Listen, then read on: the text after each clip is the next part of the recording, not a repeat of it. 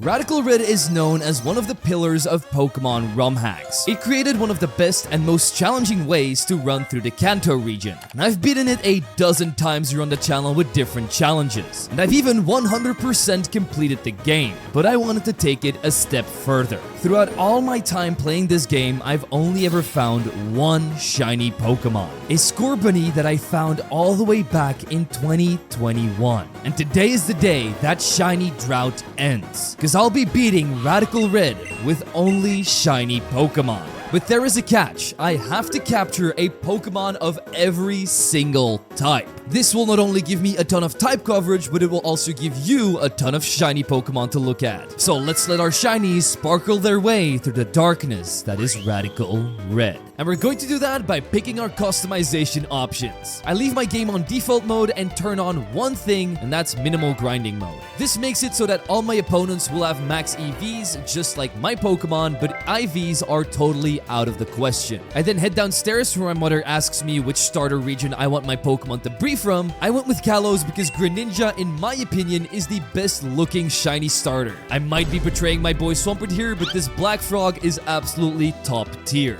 So Oak drags me to his lab, I stand in the middle of the table and start resetting for Froakie. While I'm doing this, let's explain what shiny hunting in Radical Red is going to be like. The regular shiny odds are 1 in 2048, which is exactly half of what you get in modern Pokemon games. But these can be brought down even further in a variety of ways. One of them is with the shiny charm, which brings them down to around 1 in 683. But we don't get that until we beat the 5th gym leader Sabrina. There are 2 other methods you can use which involve the dexnav, but we'll talk about them once we can utilize them ourselves. Now let's go over how long it actually took me to get this Froakie, because it was honestly insane. It took me over 7 hours of resetting to get this thing to shine. Since I was also playing at ×2 speed, I was doing around 500 to 600 encounters an hour, which translated into 3,831 resets until this Black Frog would show its face. That's right, Radical Red also has a ton of custom shinies, but not every single one of them is like this. But I think putting Greninja's colors on its pre-evolution is the best decision they've ever made.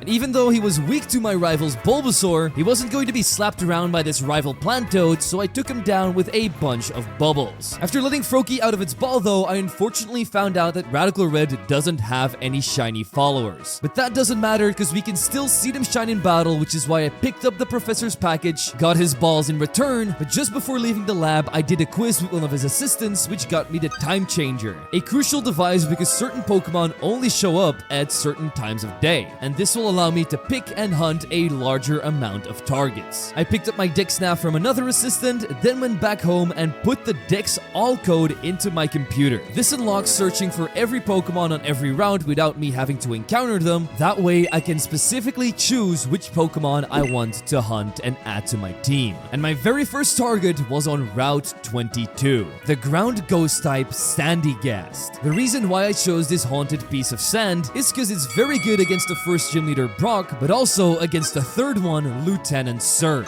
Ghost is also just a great type if you want to switch in and nullify normal or fighting type moves, which are abundant in the early game. And I guess I also really wanted it because Black Sand is incredibly cool looking. So now let's get into how I use the dexnav. With it, you can create something called a chain, which basically means you have to encounter the same Pokemon over and over again and knock them out. The maximum chain you can get up to is 100. If you get to 100, your shiny odds will be increased 17 times. Unfortunately for me, I only have a Froakie at this point in time. He has limited moves, and since the opposing Pokemon's level also goes up the higher my chain goes, I can't knock out very many of them. That's why I went in town to knock out a full team of Shedinjas to get myself the Poke Vial, allowing me to heal my entire team up 6 times in between Poke Center visits. I also grabbed the Wise Glasses to boost my Froakie's special attack, knocked out Brendan's Trico and Corphish inside of Viridian Forest, and defeated the last that would give me the Infinite Repel. This item is also necessary so you don't encounter any other Pokemon in your dexnav hunts, because encountering other Pokemon, leaving the area, or getting knocked out breaks your chain. With all the preparation I could do out of the way, I hunted Sandygast, and the highest chain I could get to with just a Froakie and my Pokevile was 48. A lot of the times I would get knocked out before this because the Sandygast would just be way too strong and I can't one-shot them, definitely not if they have water compaction, an ability that lets them take less damage from water water type moves, so my odds really weren't boosted by all that much. But after 1,653 encounters, I finally got my shiny volcanic beach sand. And luckily, I got one with water compaction as its ability too. This also means we now have 3 types crossed off: water, ground, and ghost. With these 2, I thought I could easily go and take on Brock.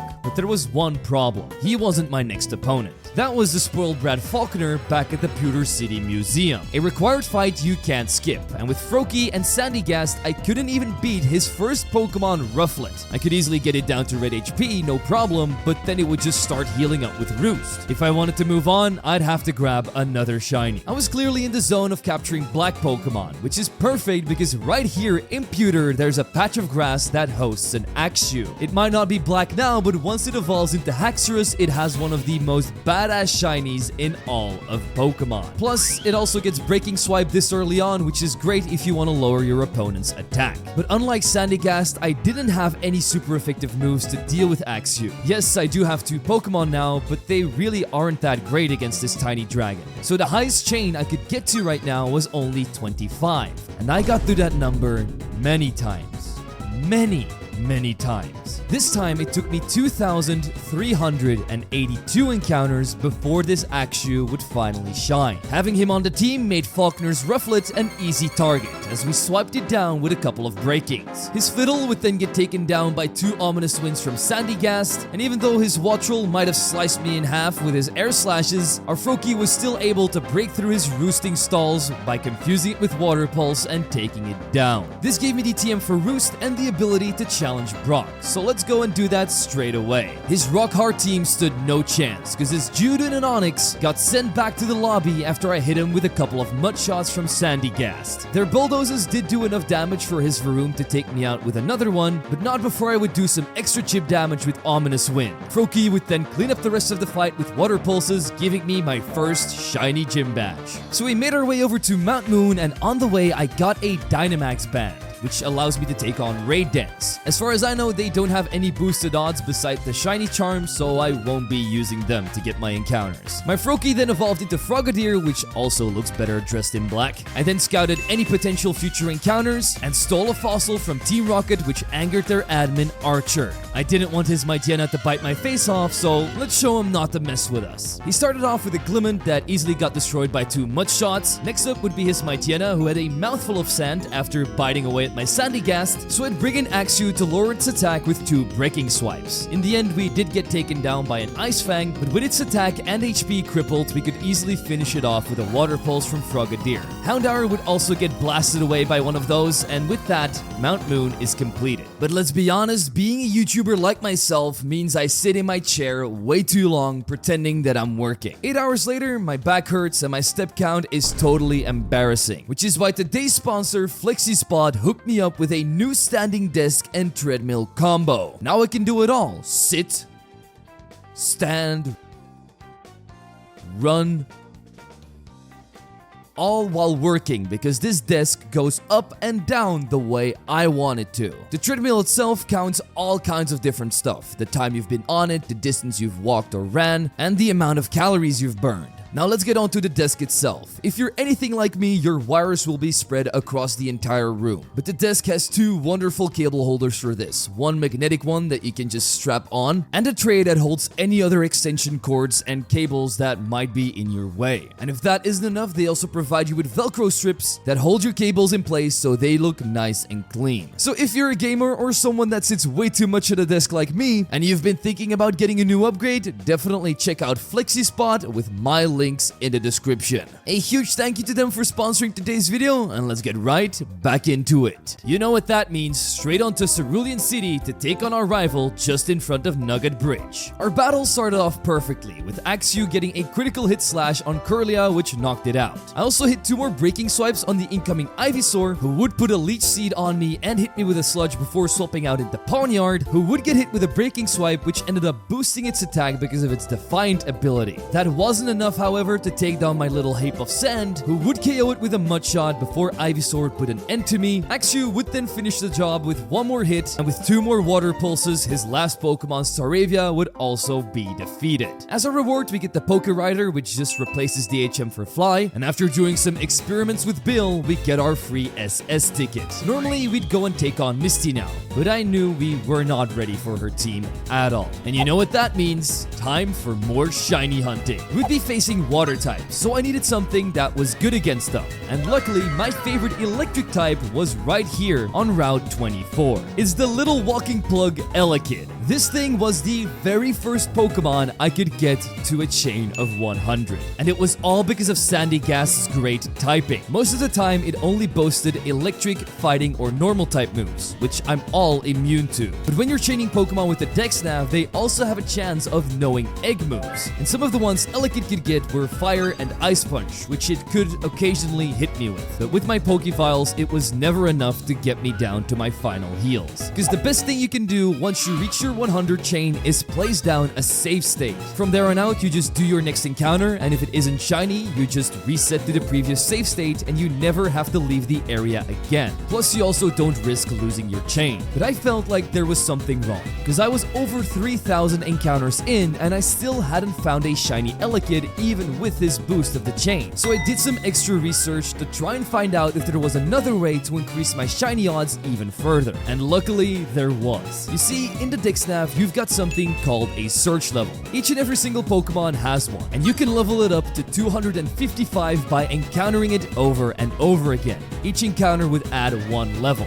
So you have to encounter a Pokemon 255 times to max out those shiny odds. I don't know exactly what these odds go up to, but if you add in a shiny charm, they go up to over 1%, which means you can get shinies pretty quickly. But since I didn't know about this before I started hunting Elekid, my search level was only at around 180, which is why it took so much longer for this little yellow plug to finally become a little lighter. I'm not a big fan of Elekid's regular shiny form, but once it evolves into Electivire, you're going to see an epic new custom Radical Red shiny. Before fighting Misty, I would complete the move reminder puzzle, so now I can change around my Pokemon's movesets whenever I want, but not even that was enough to face off against Misty the Drown. Yeah, her protein Frogadier might not have been a problem, but the other 3 team members were no joke. First up would be Clodsire, an incredibly bulky Pokemon that also had Water Absorb, which meant I couldn't really hit it with any super effective damage except for Frogadier's Icy Wind, which didn't really do much. Then we had Starmie,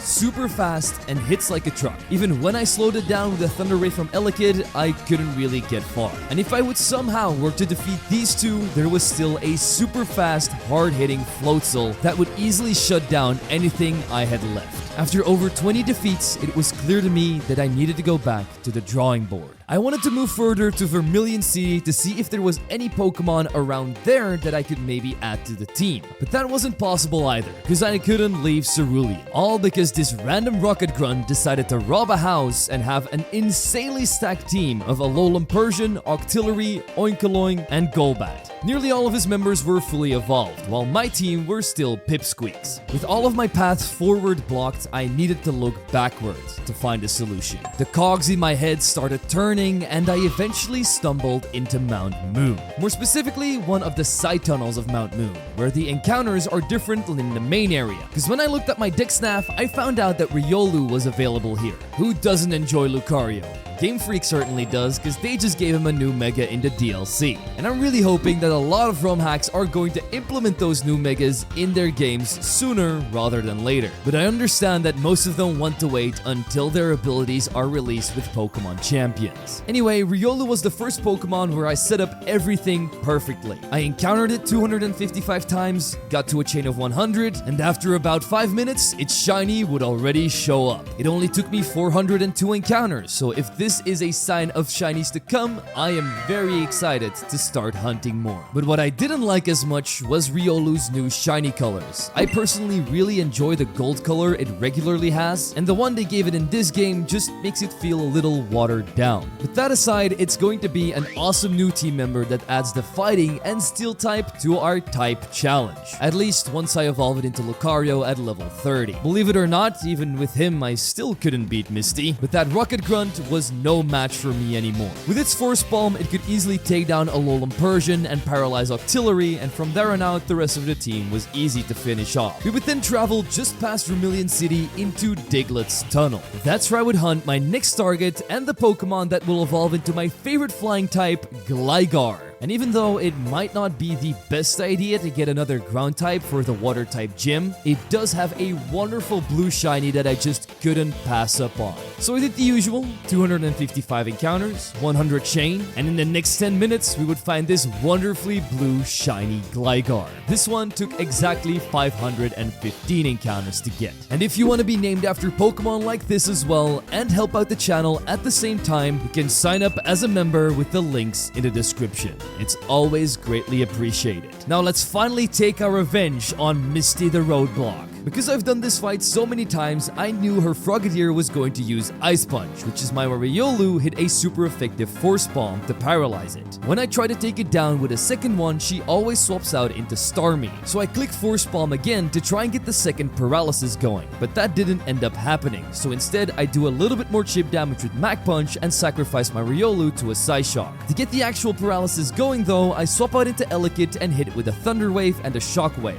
This gets rid of its Citrus Berry and make sure the rest of my team can outspeed. With the combined efforts of Breaking Swipe Axew and Quick Attack Frogadier, Starmie would finally bite the dust, bringing in her Floatzel. I'd lower its speed with an Icy Wind and hit a Torrent boosted Water Pulse before going out into Sandygast, who would put it to sleep at Hypnosis, hit another Mega Drain to bring it down to red HP before getting knocked out, so I was forced into my final Pokemon, Gligar. Because of the speed lowering, we would knock it out with Acrobatics. I would then spam Agility on her incoming Clotsire because it kept lowering my speed with Rock Tomb, and once I knew I was fast enough, I knocked it and the final Pokemon, Frogadier, out so I could claim the well-deserved Cascade Badge. Before going to Vermilion to take on Lieutenant Surge, I would take a quick stop at the harbor to board the SS Anne. That's where my Elekid evolved into Electabuzz, making it look like an orange with lightning bolts on it, but that also came just in time for our rival battle against Brendan. His leading Pokemon Loudred got his teeth knocked out by a couple of Thunder Punches, plus we managed to paralyze the incoming Grovyle as well before getting taken out by a Leaf Blade. Gligar's knockoffs would then deal with Lunatone, and after U-turning out once Crawdaunt hit the field, Axew was able to clean the rest of the fight up with Breaking Swipe. And after picking up the HM for Cut, we could access Lieutenant Surge's gym, which saw my Riolu evolve into Lucario. And now you might think, hey, Zwiggo has 2 ground types on his team. Lieutenant Surge should be a piece of cake. Well, you're wrong, because this Lieutenant Surge fight was even worse than Misty, and by far the hardest one I've had throughout the entire game. It didn't really help that my team was full of Pipsqueaks while his was already fully evolved. Not only were their base stat totals higher than mine, they also had way better sets. I'm talking a bulky electric terrain setting Pincurchin, an equally bulky Bellibolt that can deal with any ground types by spamming Muddy Water, a hard-hitting Vikavolt that can negate any ground type attack with its Levitate ability, a Pawmot that nearly outspeeds every one of my team members and one-shots them with Close Combat or Ice Punch, and lastly a double intimidating Mega Manectric that would just cripple my Pokemon's attack. So to give at least one of my team members some extra bulk, I checked out the local cow lover Whitney, who upon her defeat granted me an Eviolite, an item that buffs the defenses of unevolved Pokemon by 1.5 times. Even with that, it still took me a lot of attempts before I could finally figure out a strategy to beat him, but you know what they say, if you keep bashing your head into a wall, you'll eventually break it. And this is how I broke not only my skull, but also Lieutenant Surge. I would start out by crippling Pincurchin with Sandygast, Bulldoze, and Mega Drain. On the turn I take it out, I know he always swaps into Bellibolt. There's no real reason to swap out here myself, so I let Sandygast go down. After that, I use a negation strategy with Gligar and Frogadier, because it would always go for the super effective electric or water type move, which either gets eaten up because it's not very effective or negated by my ground typing. Once I've done enough damage with Flip Turn, I hit one more boosted Water Pulse with Frogadier's Torrent so that Axew can finish it off with a Dragon Claw. After that, he goes into Mega Manectric to cripple my attack, but I still hit a Dragon Claw and a Rock Tomb, which gets eaten up by his swapped in Vikavolt. This thing then knocks me out with a Bug Buzz. I send in Electabuzz to set up a light screen to protect myself from its special attacks, and then do a double swap into Lucario with Gligar to bait out the Bug Buzz. I then hit 3 power-up punches in a row to boost my attack, knock it out with Rock Tomb, and get his next Pokemon Pawmot down to 1 HP with an extreme speed. Once Lucario gets knocked out, I can then send out Electabuzz, the only Pokemon that can outspeed this Pawmot, and deliver the final blow with Brick Break.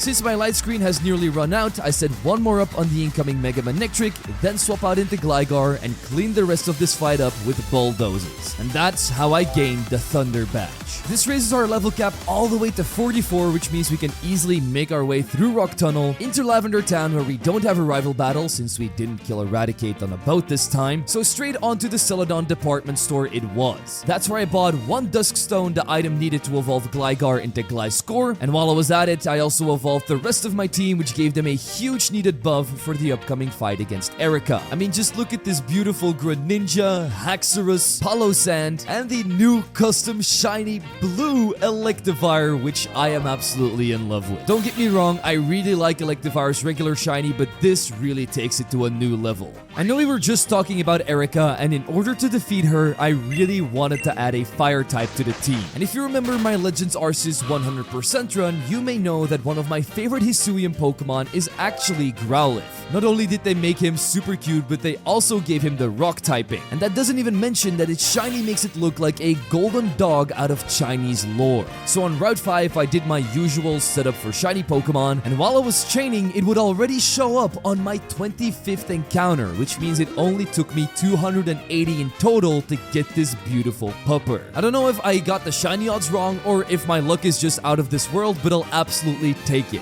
Currently, it has Intimidate, a great ability, but later on we're going to want to switch this to Rockhead, its hidden ability, which will allow it to fire off, stab, flare blitzes, and head smashes without getting any recoil damage. But before that, I grab myself a Firestone and evolve it into an Arcanine so we can take on Erika. Her lead is Rillaboom, which sets up the grassy terrain so we can utilize priority grassy glides. But when you have First Impression combined with Dual Chop Haxorus, this thing really isn't a problem. What is though is her shiny grass fairy type Meganium. This purple dinosaur forced me out into Lucario and easily took me down with 2 hidden power fires, but we also did around half of its health in damage with Metal Claw. With the amount of damage we've already done, Arcanine is able to clean up with 2 more Fire Fangs, but we did take a major amount of damage from 2 Giga Drains, which meant I needed to swap out into Haxorus once Meowscarada was on the field. My First Impression got it down to its Focus Sash, but because it has Protein and Triple Axle, we do get knocked out in the same turn. Now we just needed to outspeed and kill, which was perfect with Electivire's Mach Punch. Her Hisuian Electrode then went full boom mode and exploded right on my Electivire, leaving it with 1 HP. That left her with just Mega Venusaur, so I set up my light screen, sacrifice,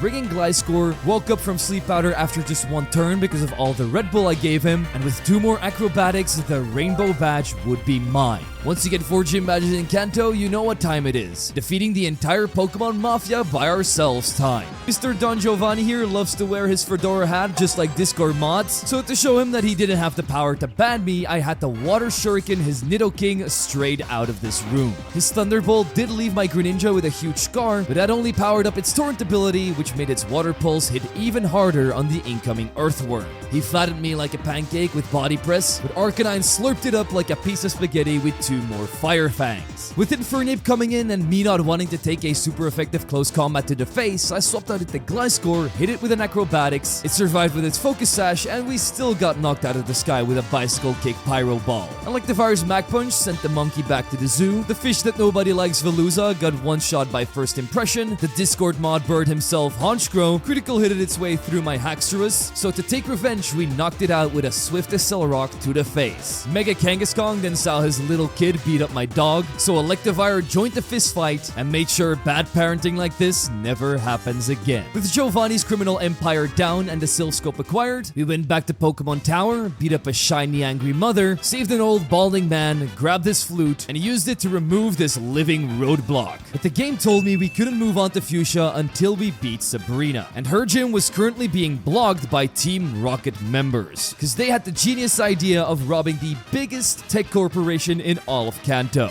And since the police only exist to block my way here in Pokemon, we're going to have to take this entire organization down yet again. I knew there were a lot of battles waiting for me, so I needed some extra team variety. So let's throw some sand in our own eyes and move on to Route 16, because that's where my next target, Scyther, lived. Scyther's shiny really doesn't interest me that much, but one of its evolutions, more specifically Scizor, has a really nice green one. It also has a very OP type of Bug Steel, which means it only has 1 one weakness in fire, and it gets access to Technician boosted Priority Bullet Punch. So really, not picking this Pokemon up would be the actual crime. You know the drill by now, 250 encounters, 100 chain, boom, Shiny Scyther shows up 7 encounters later. So 362 of them in total. I immediately bought my metal coat, evolved it into Scizor, and was surprised to see that its shiny was changed to this cyany color, which I actually like less than its regular shiny color palette. But it's all good because with him and Technician we can finally meet back up with our rival in Silph Co.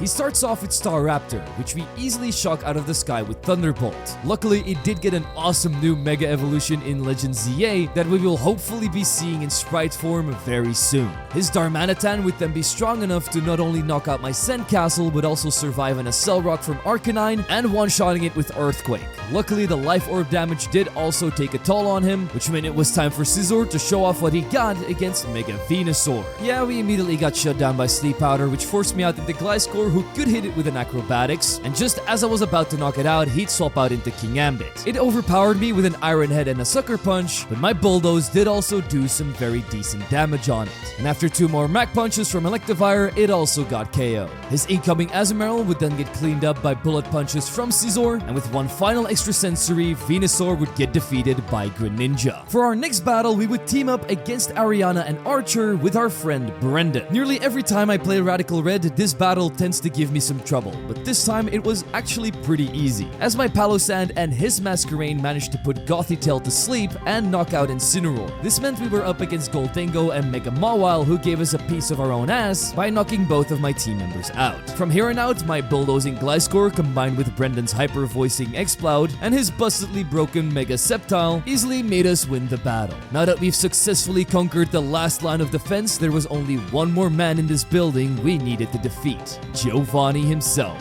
He's now running a Sandstorm team that's being set up by his first Pokemon, Hippowdon. I do about half of its HP in damage with Greninja's Water Pulse, and just when I'm about to take it out with a second, he swaps out into Garchomp. This giant Landshark should have been an easy one-shot with Icy Wind from here on out, but because of its Yachi Berry, this didn't end up happening and it knocked me out with a Scale Shot. With Scizor's Priority Bullet Punch, we do take our revenge, and with Excadrill coming out, I swap it into Gliscor to negate Earthquake, hit a Bulldoze, and scare him away into Garganacl. 3 hits later, and this walking Minecraft pyramid is also out of here. Lucario gets rid of Mega Kangaskhan with a close combat and an extreme speed, but his shell-smashing Torterra takes this combo pretty well and knocks me out. A Turtle is never all that speedy though, and the rest of his team really can't do anything against Haxorus either, so with a first impression and some dual chops, Torterra, Hippowdon, and Excadrill all get defeated. Giovanni says he'll be back soon though, but until then we pick up our free Master Ball and unlock Mega Evolution by getting a free Mega Ring just in front of Sabrina's gym. But I wouldn't enter it just yet. If you know Sabrina in Radical Red, you know she always runs a Trick Room team, and the easiest way to beat her is to get the Trick Room setters off the field as fast as you can. And there's a specific Pokemon that can easily help with this. I'm talking about the Poison Dark type Scorpion that was introduced in Generation 4,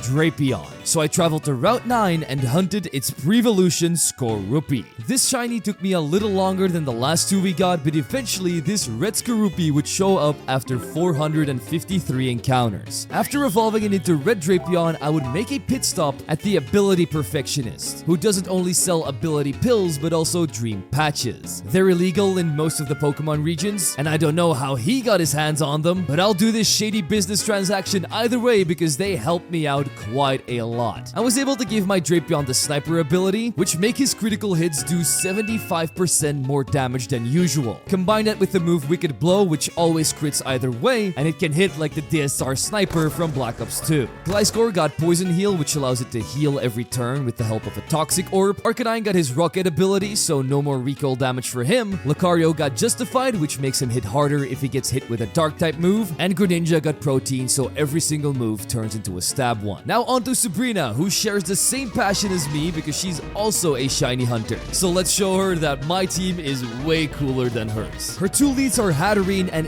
Indeedee. We need to get that Hatterene out of here as fast as we can because it always sets up Trick Room. So I use Cross Poison and Acrobatics with Gliscor and Drapion, which doesn't even give her a chance. That lets her go into Ursaluna, which normally has Guts with Flame Orb, and from previous experiences, it nearly always goes for Protect on the first turn. So I focused on Indeedee with Knockoff and set up a layer of Toxic Spikes. This nearly knocked it out with one hit, but the next turn I would go all out on Ursaluna, who would go for a double Protect, meaning I didn't get a single hit off, and with another Hyper Voice, both of my Pokemon would be death. My Lucario and Scizor would be able to take down Indeedee with a Pounce and do major damage on Ursaluna with close combat, and even though my Aura King got high horsepowered into Oblivion, following turn we would knock both of her Pokemon out with Pounce and Giga Drain, leaving her with just Mega Gardevoir and Porygon 2. But these two couldn't put a dent in either my Scizor or Sandcastle, so with Pounce, Shadow Ball, and Earth Power, we would defeat our biggest rival, Sabrina. And she wouldn't only give me the Marsh badge, but also the most important item we would get in the entire run,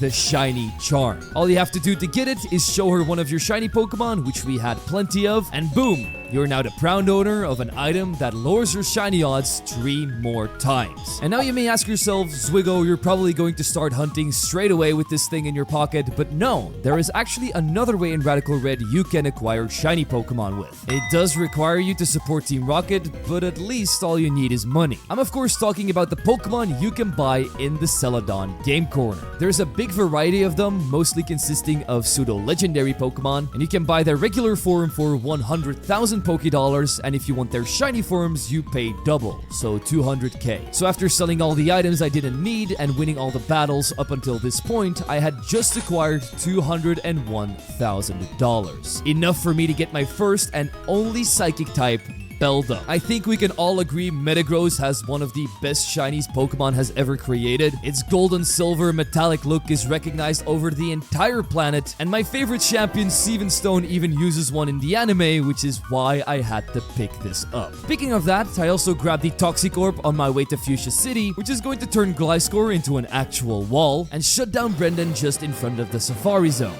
By sending his Metagross into space with Wicked Blow from Drapion, pummeling his Mega Sceptile with Cross Poison and Bullet Punch, pouncing on his Medicham and Explout, mashing his Gardevoir with a Meteor, and turning his Crawdon into a 5-star lobster dinner. With access to the Safari Zone, we would pick up some disgusting gold teeth, win the HM for Surf, and head over to Koga's gym. But he had a sticky note hanging on there. If you want to beat the way of the ninja, you have to rematch your previous hurdles. Let me translate this cryptic talk for you. We have to go and rebattle the first 4 gym leaders. They all had pretty damn strong teams, but nothing I couldn't get done with my shinies. The person that probably gave me the most trouble was Misty and her Gorbis, because this thing not only had the fairy type added to it, but also the ability Dazzling, which blocks out all priority moves. So it was a little bit of a pain to deal with, but eventually we won all 4 of our rematch battles and flew back to Fuchsia City to do our first Safari Zone shiny hunt. Luckily, this place doesn't work like in regular Fire Red, where you need to throw rocks and bait at Pokemon. Instead, you can just encounter the Pokemon here regularly, just like you would in any other part of the game.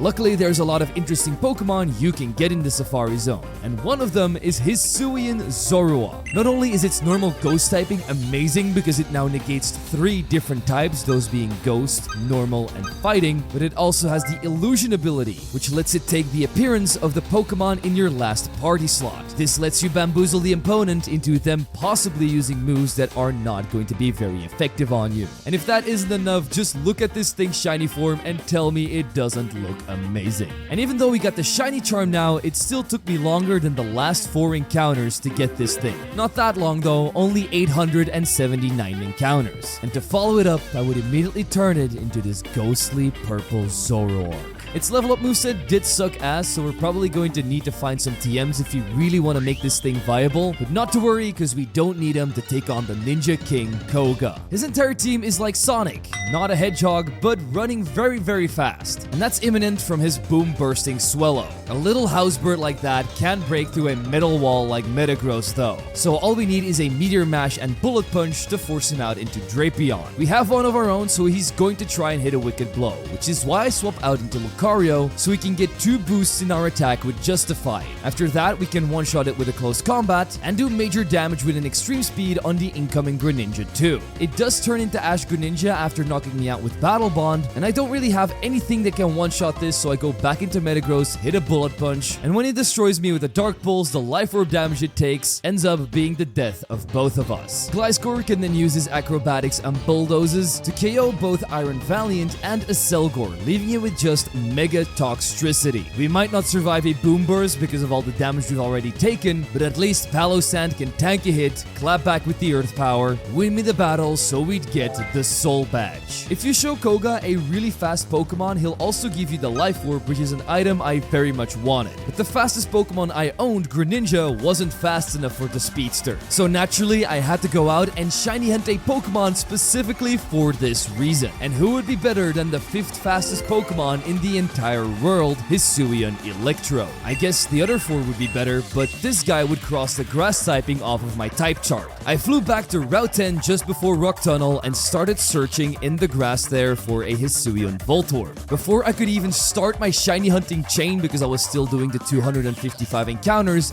I already found this beautiful black ball. 155 encounters, that's all it took. This shiny charm is honestly cracked out of its mind. Let's hope we can keep this up for any future encounters we still need to get. With that shenanigans out of the way, I evolved my Voltorb into Electrode, and with its wonderful 270 speed, it was enough to impress Koga and get myself the Life Orb. Straight after, I'd grab the Scissorite so we can Mega Evolve him as well, and with his power, I was able to defeat Morty back in Lavender Town so we would get the Shadow Ball TM. A good stab move that Hisuian Zoroark could definitely utilize. Just in time as well for him to get his very first kill on Old Man Price's Jinx in the Seafoam Islands. Electivire would make Arctozolt extinct again with his Fire and Mach Punches. Lucario was able to set up 3 Swords Dances on Walrein. From there on out, I thought it was going to be an easy sweep with extreme speed, but we couldn't even take out his next Pokemon Baxcalibur with it. When I got Lucario at first, I thought it was going to carry me through so many fights, but it's probably been the worst Pokemon on the entire squad. I might just not be utilizing him very well though. But we do have 2 other Steel types that do pull their weight. Those being my Mega Scizor and Metagross, who cleaned up the rest of the fight with their Bullet Punches. That gets us the Choice Scarf, which was the only reason I took on Price in the first place, but it isn't the only reason why I came to the islands here. We needed an Ice-type Pokemon for our Type Shard completion, and I had heard so many amazing things about Galarian Darmanitan. It can have 2 amazing abilities, Guerrilla Tactics, which is basically a built-in Choice Band, and Zen Mode, which turns it into a super fast, physical attacking Fire Ice type. And since I've never used this Pokemon before in any format, I thought it would be the perfect new hunting target. I had no idea what this shiny would look like, but when I saw that its skin just turns green, I was a little disappointed. I would have preferred the snow to change color instead. But at least this guy did take me quite a while to get, 2,239 encounters, but he wouldn't be used just yet, because our upcoming battle wouldn't exactly be in his favor. Because we faced off against the Johto Steel-type gym leader Jasmine on Cinnabar Island.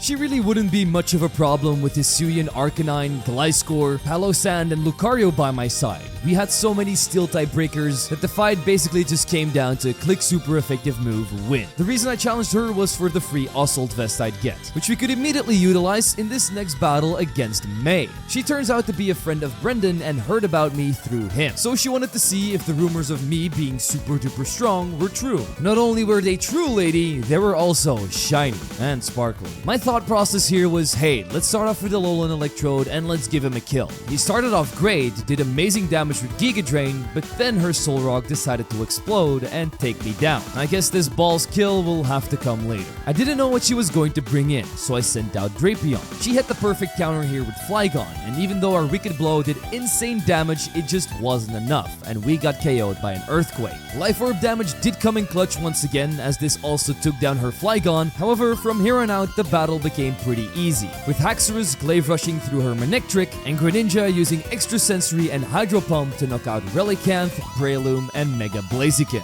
May would then leave me alone to spread the word of this legendary shiny hunter that was running through Kanto, but I didn't have time to bathe in fame and glory like that, so I picked up the secret key and challenged Blaine with his cool-ass glasses to a fiery battle. Quite literally, because he puts up the sun throughout the entire fight. Not that it really matters, because my Hisuian Arcanine uses his Head Smash and a Cell Rock to jam Armarouge's cannon. But for Typhlosion, it would be different gravy. If you don't know, this thing has priority eruption with its new ability, and that always hits like a truck. Combine that with the sun that's up, and nearly nothing can survive a hit from it. But my Haxorus can, and does some chip damage with First Impression to lower down the power of Eruption. Yes, we still get taken down by 2 of them, but this does allow me to bring in Palosand, tank a hit, and knock it out with Earth Power. Slitherwing finishes me off, but at least Gliscor can use Acrobatics to knock both this and the incoming Ogre Pawn to the ground. Executor also gets crippled before it knocks me out with a growth boosted Weather Ball, but that was all we needed for Arcanine to use his Accelerock to squash both Executor and his ace Mega Charizard Y. Now that we have the Volcano badge, he also hands me over the choice specs after I show him my Zoroark, which has a high enough special attack stat, so now we were fully prepared to take on the 8th gym in Viridian City. Is what I would say if Team Rocket wasn't doing science experiments on Mew, which led to a legendary psychic being terrorizing Cerulean Cave. So I guess we gotta deal with that first. The first opponents we faced here were Giovanni's goons, Archer and Ariana. Normally one of the hardest battles for me, because you face 8 Pokemon without being able to heal. This time it ended up being different though, because Darmanitan basically swept through the second fight all of his own, which meant we could team up with Lance at the end of the cave to deal with Giovanni and his Mewtwo shenanigans. In this fight we get to pick 3 Pokemon alongside Lance's. So I went with Zoroark, Scizor, and Darmanitan. The only reason I did that was so I could use Destiny Bond to take down his Mewtwo and turn it into his Mega Mewtwo Y form. But that only happened once Dragapult took down Tapu Fini with a Spirit Shackle, and both of our Pokemon ended up being knocked out as well. This opted us to go into Mega Scizor and Dialga, who would both be able to tank an expanding force, while Pounce and Body Press took down Scrafty and Mewtwo. Excadrill and Celesteela were up next, and even though they did knock out my Scizor, I was able to bring out Darmanitan after, and his superpower combined with Dialga's flamethrower would melt down the rest of Giovanni's team. Mewtwo would then blow all of us out of the cave. Giovanni and his team promises not to mess with Kanto anymore, and instead hopes to reunite with his long-lost son. I then pick up the Super Rod and the HM for strength, so we can shiny hunt our next target, Gorbis, inside of the Safari Zone. I was on the receiving end of this shell-smashing demon once in Misty's gym, and now it's time for me to try it out. Just like Hisuian Voltorb, we managed to find it before we even started our shiny hunting chain. This time, it only took me 92 encounters before this golden fish would lay out on a sea platter for me. A lot of people forget about Gorbis, but I think its shiny actually looks very good, and with the buffs it got in Radical Red, it can now finally be viable for me. Since it's part Fairy type as well, our entire type chart is now also crossed off. Every slot has been filled, which not only means our challenge is complete, but team building for the endgame should become a lot easier. And to get it to the max of its strength, I would pick up a White Herb from Cinnabar Island, which allows it to boost its offensive stats without it actually being crippled on the defensive side. And with that out of the way, I went to Giovanni's replacement, Claire, to claim my final badge. Let's just hope she doesn't act petty and doesn't give it to us like she does in Pokemon Heart Gold and Soul Silver. First things first, her Aerodactyl. This thing normally sets up Stealth Rocks, but when we have a priority Water Shuriken Greninja that can hit 5 times in a row, it can't even set those up. Her mythical Pokeball-ass Magearna would come out next. I didn't want to take a Fleur Cannon to the face, so I swapped it into Metagross, tanked a couple of hits, and knocked it down with 3 Meteor Mashes. We didn't get any attacking boost, so we were forced to sacrifice ourselves to the god of gouging fire. The Gliscor's Earthquake could knock it back to the prehistoric times where it belongs. Her Roaring Moon would then get one-shot with the power of the moon.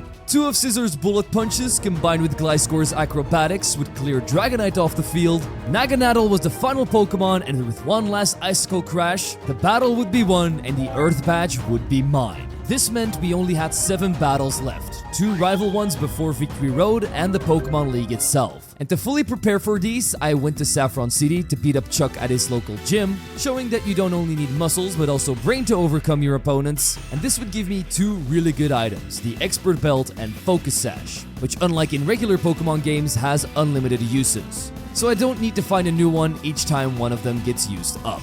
I grabbed the Lucario Megastone from a fellow Lucario lover, and with all of the battles we've completed so far, we were at $200k again, which meant I could spend it all at the local game corner, this time buying a Dreepy and evolving it into a yellow stealth bomber. The reason I chose Dragapult is because its attack and speed are just really freaking decent, and ghost types are always a nice addition to the team. With him, I was able to challenge my rival on Route 22. Dragapult even made him swap out his Staraptor for King Ambit because he was that scared of my Dragon Darts. This was the perfect opportunity for me to use Mega Lucario, who would one-shot it with a close combat. I would then predict the incoming fighting type move with Sneasler by bringing in Dragapult and knocking it out with 2 more sets of Dragon Darts. Electivire and his Plasma Fists proceeded to knock out Staraptor and Iron Bundle. Staraptor and Mega Venusaur were the last 2 remaining team members, and with Greninja's extra sensories, both of them got knocked out too. Now that Happy New Year promises to become champion before me, we try to race him to Indigo Plateau, but get stopped by Brendan along the way. He might already be champion in Hoenn, but he isn't here in Kanto, so he also tries to one-up me here. And he's been on a legendary catching spree, literally, starting off with Deoxys attack form. And this is where Electrode will finally get his first kill, right? Nope, because this Deoxys survived my discharge with its Focus Sash, brought me down to my Focus Sash with Ice Beam, and then outsped my Speedy Ball with Extreme Speed to knock me out. This possibly makes Electrode one of the worst Pokemon I've ever had, since it didn't knock out anything in its lifetime. Let's all pray for my Black Ball in the comments down below. At least he did paralyze this Deoxys, which meant we could knock it out with a Wicked Blow from Drapion. Because Huntail is a Water Dark type in this game, we destroyed it with a Moonblast from Gorbis, hit the Wishmaker Jirachi with another Hydro Pump before getting knocked out by Thunder Punch, then we took it by surprise with a Shadow Ball from Hisuian Zoroark. With my disguise gone, his Galarian Zapdos is able to overpower me with a Brave Bird, but this orange Kentucky Fried Chicken stands no chance against the Plasma Fist from Electivire. Yes, Landorus has no problem killing me with Earth Power again, but at least Dragapult can get the revenge kill with 2 more Dragon Darts. His ace Mega Sceptile surprisingly outsped and killed me with Skill Shot, which left me with just Drapion, the perfect counter for the Pokemon I'm facing, because he can easily survive a super effective Earthquake and rip this Christmas tree reptile apart with a Cross Poison.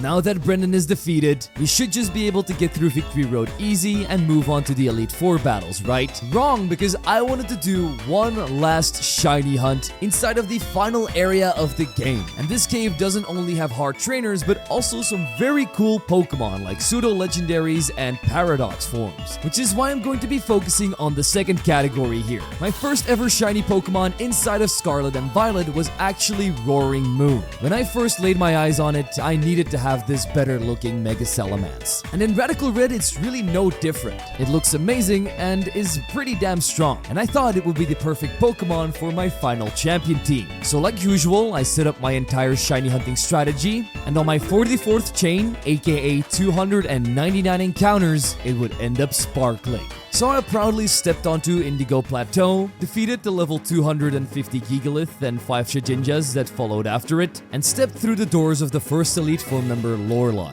Taking the Green Dragon with me just wasn't viable. Yes, he would be good against Agatha and Lance later on, but with Lorelei's Ice types, Bruno's Fighting types, and his Zacian that could easily one-shot me with a Play Rough too, it just ended up being way too much of a struggle to try and take this thing all the way. So I went back to the drawing board after getting my ass kicked 30 times, and went in with a team of Zoroark, whose disguise can always be handy, Metagross, whose Mega is just insanely busted, Gliscor for the Ground Negate, Ground type coverage, and extra bulk, Electivire, who with his Iron Fist ability can hit incredibly hard with Plasma Fists and Fire Punch, Scizor for the Technician Priority Boost Bullet Punch, and Darmanitan, who can switch between Guerrilla Tactics and Zen Mode whenever I want, in case I want to hit like an absolute truck. With these, I was positive we would be able to beat the league, and Lorelei was my first victim. More specifically, her Ice-type team, since you can also face a Water-type variant, which we didn't want to do. I would lead this fight with Zoroark and Mega Metagross, and immediately KO Ninetales on the first turn with Meteor Mash so it can't set up Aurora Veil, because if she manages to get that up, the battle gets like 10 times harder.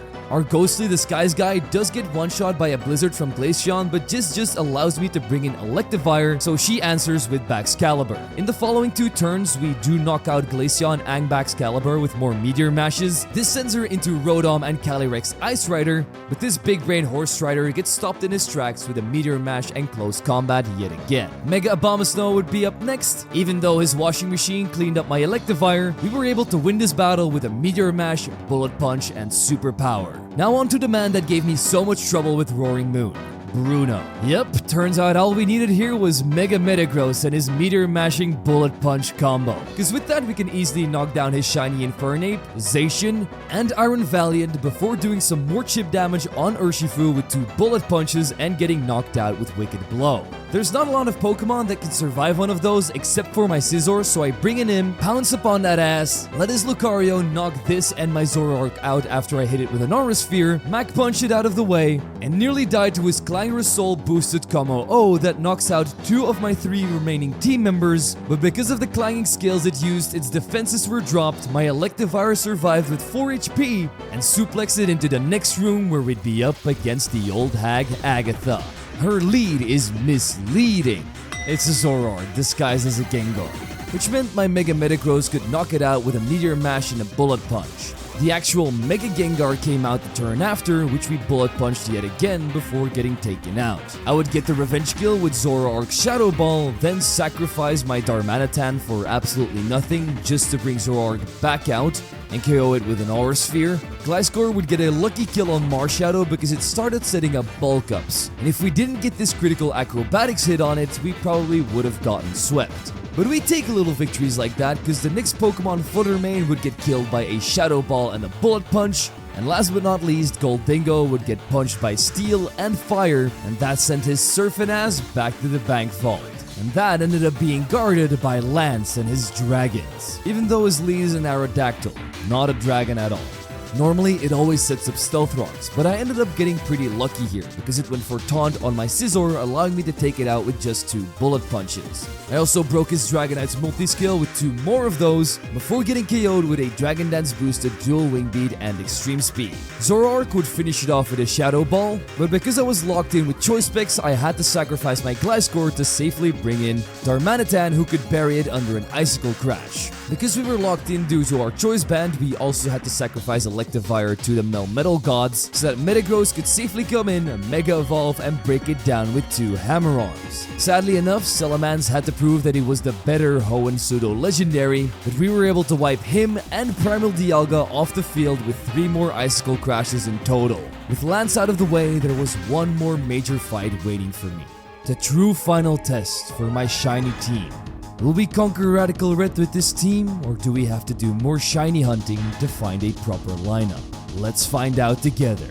I led off with Scizor in this fight again, just to show that it's a way better bug type than Pheromosa would ever wish to be. Yes, we did have to sacrifice ourselves to Eternatus' Flamethrower, but it was all worth it because this allowed Gliscor to tank a Meteor Beam and clap back with an Earthquake to bring it down to red HP. Yes, we might have died to a Dynamax Cannon, but at least Metagross could send it packing with a super fast Bullet Punch. He wanted to show off a shiny of his own, Miraidon, and while it might be silver, that's clearly an indication that this guy is going to end up in second place, because I had the perfect strategy to deal with it. Destiny bonding Zoroark. As they went down in the same turn and the electric terrain started zapping around me, I made my next decision, sending in Darmanitan. And oh boy was this the right one, because he went into his Devil Bird Yveltal. It might have gotten the biggest downgrade ever in Legend ZA, and I guess that's also prominent here in Radical Red, as we one-shot it with yet another Icicle Crash. This proceeded into the battle of the Mega Metagrosses. Metagrosses? Metagrease. I don't know what I'm saying anymore, but mine was clearly superior, and his seemed to be jealous of that, and with 2 swift fire punches, we were knocked down. But we did enough chip damage with Hammer Arm and Bullet Punch to deliver the final blow with Electivire's Plasma Fist, leaving him with a lonely imposter Ditto. It might have been able to knock out my Electric Beast, but it stood no chance against my enraged Galarian Darmanitan, who hit one more Flare Blitz to not only win me the battle, but also crown me champion of Radical Red with only shiny Pokemon. Believe it or not, each time I play Radical Red, I have fun with it, and this challenge was no different. Finding a shiny Pokemon always gets that thrill going within me. And if you've watched this far into the video, I would love to know what the latest shiny Pokemon was that you found. And while you're down there, you might as well leave a like, because if we can hit 40,000 likes on this video, I will do another shiny only challenge, but this time in Imperium Emerald. So you better tell everybody under the sun, including your grandma, to like this video right now. With all of that out of the way, I also want to shout out all of the members, because we have recently hit over 100 of you guys, which is just insane to think about. It really helps me out a lot. And one last time, I want to wish all of you guys a happy 2026. I'm not sure if this is going to be the last video of the year. There might be one more depending on scheduling, but I'll do it just in case. With all of that out of the way, I've been Zwiggo, guys, and I'll see you all in the next one.